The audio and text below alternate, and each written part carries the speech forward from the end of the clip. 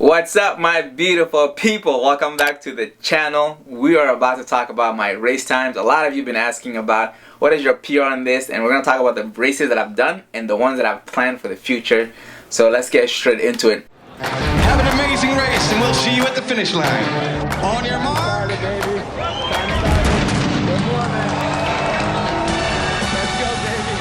The most popular one that I've been hearing recently is your 100-meter time, 400-meter time. The last time I've done a 100-meter was in college, and I did it in 10 something. I don't know the exact second, so I don't want to say it. It was 10 something. It was high 10s, close to 11, and that was with the soccer team. And I've done my 40-yard dash with the soccer team, and I know my assistant coach has proof of this as well. I've done the unofficial time at 4.27 for 40-yard dash, but official time was 4.3. So stay tuned. We're about to do a 100-meter when we get 100% better, and we're going to do the 400-meter. My first ever race was the mile race that I did with Race Faster. We actually have the bibs over here. Bam. Hold on.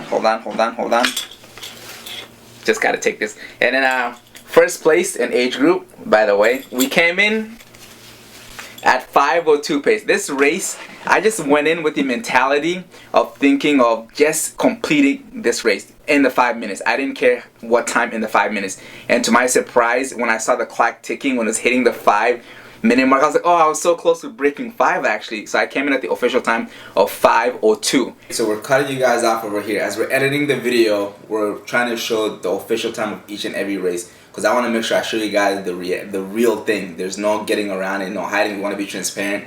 And I saw that my actual mile time from that race 2 years ago was 5:24 instead of 5:02. So this whole time I've been thinking that I ran the mile at 5:02, and I could swear to you I saw the clock ticking and I saw 5:02 as I was about to cross the finish line.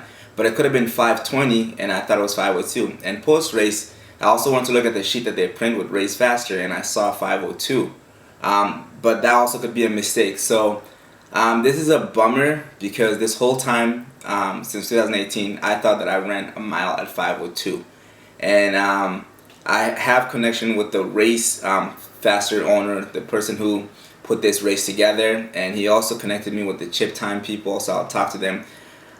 It is tough to think this, because you know, you told yourself that you did something and you really thought you did it, and you go and check and double check and it's much lower.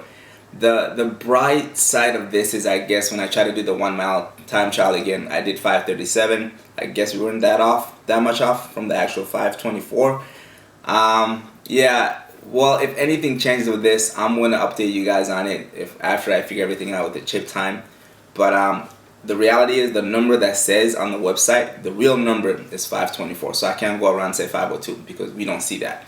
Even my watch time was completely off. With the watch also, I didn't even get to do the full mile. The watch showed that it did like 0.93, which is a little strange as well.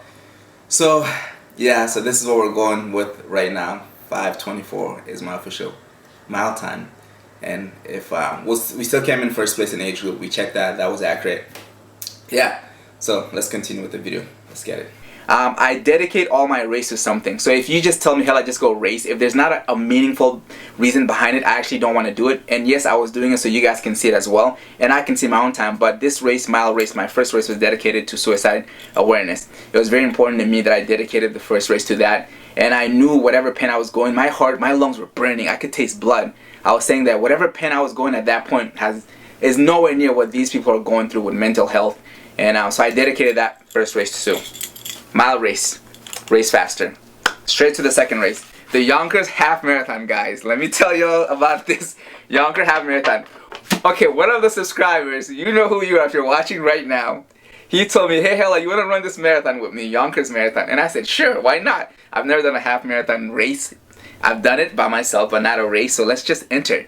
And as I'm signing up, it says, if this is your first ever marathon, we recommend you not to do it, because it's the most hilly in the country. And my mentality is, what goes up must come down. It makes sense, right? You run up a hill, you gotta come down. But boy, let me tell you, the elevation, I felt like I was just climbing hills the whole time. I'm going and going and going. And you go down, your legs are already dead, so the downhill doesn't even really matter to you. That kicked my butt. And when I was going through that, I literally thought to myself, it's gonna take me at least 2 hours to complete the Yonkers half marathon. And I was just like, let's put this medal on real quick. I was thinking to myself, what did you get yourself into, Hella? What are you doing? And I saw it, and I came in at 1 hour and 39 minutes, which I was completely shocked. And of course, I dedicated this race to someone, and I'm gonna play the voice, so you can just hear the background. What I said, there was like the news, local news there, so they're asking me some interviews. So hear this out. I'm running for someone who has cancer. Hella Sidibe of New Jersey also running for personal reasons. To challenge myself mentally and physically, and more important, to be consistent every single day. He's certainly done that. He's ran every single day since May of 2017. Alright, so you guys heard this. I did this to dedicate to someone who had cancer, and we put their GoFundMe so people to donate. And I was thinking to myself, man, what can I do to make it a little easier? Because it's not easy for someone to go through cancer. And also, holding myself accountable. Always. Accountability every single time when I get out there every single day. And do it for something that's bigger than me. So that was the Yonkers Marathon. That was dedicated to that person. So, to the third race. Okay, I'm very picky, guys. I gotta be honest with you. I had opportunity to run a marathon. I could have done it by myself. I could have done Philly. I didn't have to qualify, but I said if I'm gonna put myself through 26.2 miles of brutal pain, I want to make sure there's a major marathon. The New York City Marathon, the Chicago Marathon, the Boston Marathon, maybe the London Marathon. I'm like, you guys are probably like, hell, you're crazy, relax. But obviously I put it out in the universe, and I got the phone call, Hella, do you want to run for the New York City Marathon? I said, do I want to run for in the New York City Marathon? Of course. So the New York City Marathon, this is the bid for that. That was one of the best racing experiences I've ever had in my life. We gotta show you guys the medal. I'm getting crazy, guys, right now. I'm getting so excited with my energy. And also, I apologize if the light goes in and out, because the sun is coming in and out. So the New York City Marathon, the Big Apple. You guys see this? You guys see this? I'll never forget this day. Let's put this baby on. New York City Marathon.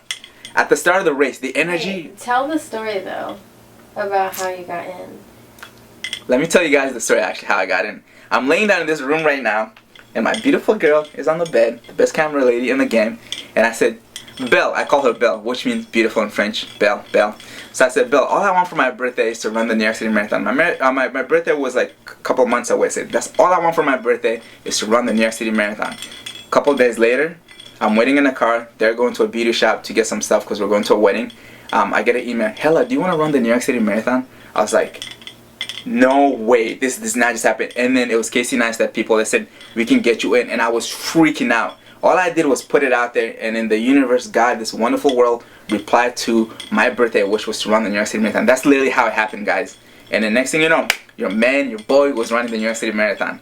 So at the beginning of the race, going to the pre-race, what is it called? I'm losing my thought right now. You know they have this big expo. Yes, the expo. Going to the expo, when you walk in there, you get chills. You see runners from all over the world. All ages, all races. Okay, older, 18 and older, because they don't let people really younger run it. But like, you see everybody, all capabilities, like amputees, like disabled, people with no arms, people with no legs. We're all there to get our bibs. And then you get this motivation. I was nervous. My nerve was calm. When I met these racers, they're telling us how to pace ourselves. It brought more confidence to myself. It really did. And so we get to the start line. The energy's high. I'm so excited. You know, I darted. I was told, Hella, to pace yourself. I was going like 6 minutes something. But the crowd was insane. It was amplified. Everywhere you go, people are screaming. People are getting up this early in the morning to cheer you on. We're talking about millions of people overall. And I get to a point where I was like, it's the silent bridge. Dead silent for 2 miles. It's just like, all you hear is shoe stomping. I had my music low. You just hear a bunch of breath. People are breathing hard, and you hear foot stomping. And you make that quick left turn right away. Boom! It's like someone turned on the audio. It was insane. It was a beautiful run. And I came in at the New York City Marathon at 3 hours and 38 minutes. I think I was pacing at 8:20. We got the split here right now. The 5K, actually, I started really strong, but ended up finishing that at 7:18 pace, 22 minutes, 56 seconds. 10K was what I wanted it to be. It was in the mid-40s, 46 minutes. And then the half mark was I wanted to be dead on 1 hour and 40 minutes. That was the game plan. So I literally dramatically had to drop my pace because I was going too quick. So I end at 1 hour and 40 minutes. So things got really rough at mile 19. Mile 19 when I was like, oh my gosh, I still got 7 miles to go, at least 7.2 miles. And I literally, it was all based on me talking to my legs. I was really talking to my leg. Come on, leg, do not let me down, because the mind is not going to stop pushing you. And I always think back to people who don't have the privilege of what I have and what I have to do to make sure that I prove myself right, that I'm going to run this marathon non-stop. There was no stopping for me. My goal was actually do this marathon without having to stop. Having to stop to take water. I would grab the water, chug it, or split on me. I didn't care. The goal was never to walk. And I'm glad I didn't walk, because when I crossed that finish line, guys, and I started walking and I sat down, I couldn't walk. So I was like, thank God, because if I were to stop at that point just to take a break to stretch, I think the way I know my body, it would have been tough for me to continue the run. I would have probably ended up finishing at 10-minute pace or something. And actually, I went ahead of myself. I did the 5K by Race Faster before I did the marathon. So it was the 5K. I got this 5K here. I don't have the bibs for it. I don't know what I did to it. I can't find it. But that one also was an amazing experience. That's when I met my boy Alex. If you guys don't know, I've been doing running videos with him because he's trying to help me with my 5K PR. So this one, I came in first place in age group. I'm always coming in first place in age group besides the marathon. The marathon, I ranked 8,000 out of 53,000 runners, which was pretty solid. So the male age group was between 25 and 29. So I came in first place. This race was very, very interesting because I went out and I was comfortable. I was literally top 3 till we started to almost make that wrap around to bring back the race, and that's when my legs started saying, hella, not today. So yeah, I was very happy. My goal actually was, before I left, a couple of days before, I said I just want to do it in 20 or sub 20, 20 flat or sub 20, and I was able to do sub 20, so I was happy with that. But my personal PR on my own, I did 18:52, and then actually could have done less because it was 3.2 miles, 3.2 versus 3.1. The one thing that I really could have done better with these races, I'm going to talk about all these races, is the fact that I don't know how to really pace myself, guys. This is the real truth. You may be like, hella, you run every single day. You've been running for 3 days. How do you not know how to pace yourself? Pacing myself, I always go and fluctuate, and it kills my energy at one point. I'm up, I'm down, it's too much. If I can find a way where I can just pace myself and gradually build up, but not dramatically, and then pace myself for that, I think I'd be a much better runner. And that's what I'm working on. If I can find any way to improve myself, that's the goal. One day at a time, one run at a time. These races were very humbling because it makes you realize that whatever talent you have a lot of room to work. And then when you see these people, it humbles you in a way where you're like, you know what, I'm not anywhere near where I need to be, and you get more personal goals that you want to beat. And for me, yes, I want to see my PRs and all these runs for sure, but it's not a priority for me. Racing was never the priority. The priority was just to fall in love with running, which I did. So obviously I'm gonna do other runs and trying to beat these PRs. My fastest 1 mile, 5:02. Fastest actually half marathon, which was actually 1 hour and 29 minutes. It was not the 1 hour and 39. I've done better. And then recently, when I was actually training for the New York Marathon, I was comfortably running the half marathon pace at 1 hour 36, 1 hour 35, 1 hour 32. It's really weird. Race was actually slower, which is understandable. It was hilly, and also, man, you could be. I felt like I could be at my best, and then that day specifically, you're not at your best. I could have run even faster than that, but like different races. But that day could be the day that you're not at your best. So running is a funny thing. You really have to figure out what day could be your best, and sometimes that's not up to you. If any of you guys can relate, let me know in the comments below. And then let's push it to the 5K. 5K, the same thing. Learning how to pace myself, that's one thing I want to do. And learn how to have a better, I guess, stamina, because I can work on that. I might have like a good endurance, but stamina in a way where like, can you keep up this like speed work? I need to do speed work. Can I keep up this speed? My lungs can keep up with this, so I get more oxygen in my body as well. And then the marathon is the marathon, 26.2 miles. You gotta, if you want to do best, you gotta kind of dedicate to speed, long days or whatever. Everybody knows this. So, but the races that I want to do in the future that I have not done yet, guys, 100 meter. It doesn't have to be a race. I'll do it for you guys in the video on the track. 400 meter for sure.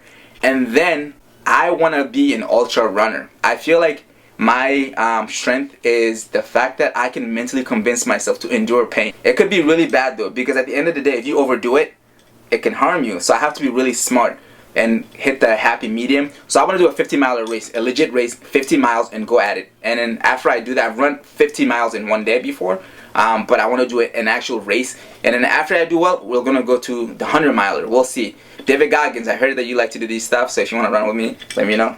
Let me know. That's a goal that I want to do, and obviously running across the country, that motivates me to run that kind of distance. And you know, one thing that could have been made me faster, the Gymshark speed. I didn't have the Gymshark speed collection on, guys. That's why.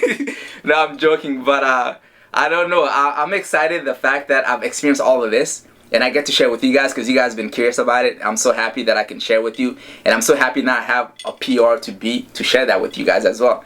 So I hope you guys enjoyed this video, and always remember, with the right mindset and consistency, anything is possible, and you can do amazing things, and always believe in yourself, and then do it because you love it. That was my word of the week, my phrase. Do it because you love it. If you love it, you might as well get after it every single day.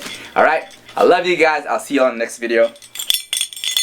Take care. Bye. Let's get it. Let's go, baby.